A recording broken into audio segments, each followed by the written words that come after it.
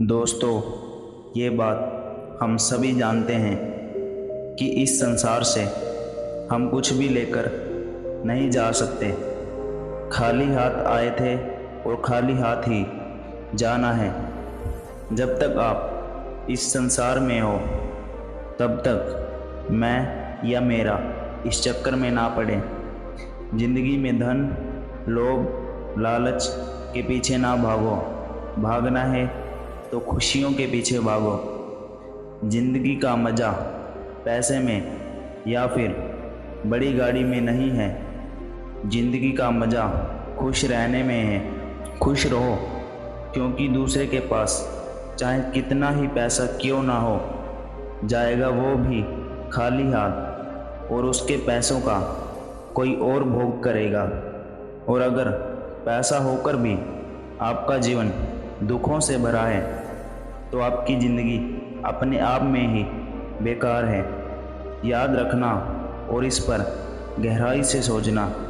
आलीशान ज़िंदगी से बेहतर है एक खुशहाल ज़िंदगी। तो चलिए दोस्तों, एक कहानी की मदद से ज़िंदगी को समझने की कोशिश करते हैं। एक राज्य में एक बार एक सन्यासी आया और सीधा राजा के महल में चला गया। उस सन्यासी की वेशभूषा को देखकर राजा के किसी भी सिपाही ने उसे अंदर जाने से नहीं रोका।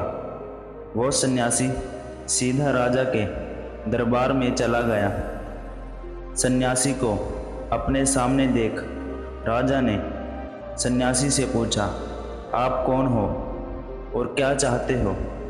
सन्यासी बोला, मैं एक आध्यात्मिक गुरु हूँ और प्रवचन देने के लिए दूसरे राज्य जा रहा था, लेकिन अब दिन ढलने को आया है तो मैं आज रात आपके महल में ही रहूँगा। रात बिताने के लिए बस थोड़ी सी जगह चाहता हूँ। सन्यासी की बात सुनकर राजा बोला, ये एक राजा का महल है, कोई विश्राम स्थल नहीं जो आप रात में यहाँ रुकना चाहते हो। आप बाहर जाइए, वहाँ रहने की आपको कोई ना कोई जगह मिल जाएगी। सन्यासी ने राजा की बात सुनकर राजा से प्रश्न किया, महाराज, क्या मैं जान सकता हूँ कि आपसे पहले ये महल किसका था? राजा बोला, मेरे पिता का, क्योंकि मुझसे पहले वही राजा था।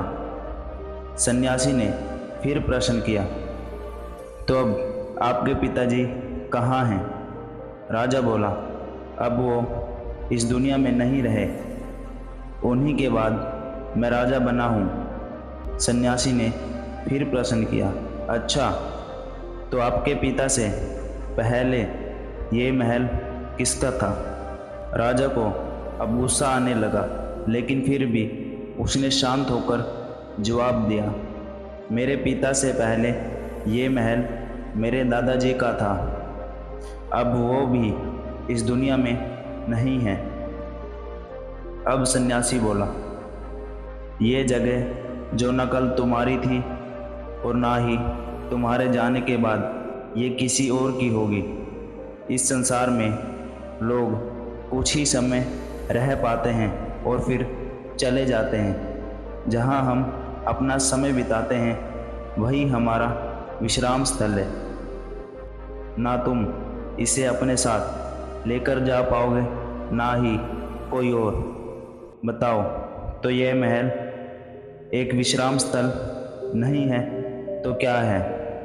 राजा उनकी बात समझ गया और हाथ जोड़कर माफ़ी मांगने लगा। उसने सन्यासी को रुकने की जगह दे दी।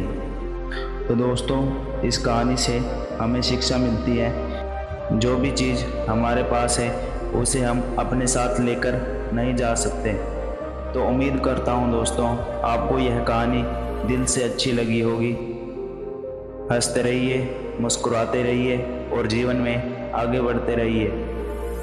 जय हिंद, जय भारत।